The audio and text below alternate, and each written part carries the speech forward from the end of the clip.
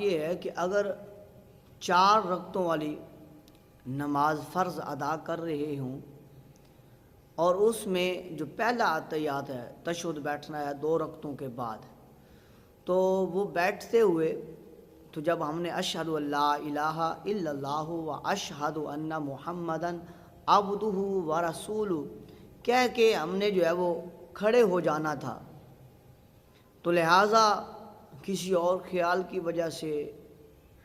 ہم نے جو ہے وہ آگے پڑھ دیا اللہم صلی علی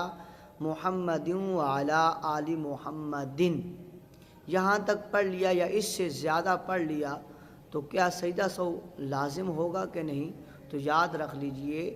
کہ جو تیسری رکعت کا جو قیام ہے قیام تھا فرض، یہ جو پہلا تشہد ہے جس میں ہم بیٹھے تھے یہ تھا واجب، تو لہٰذا ہم نے واجب کو ترجیح دیتے ہوئے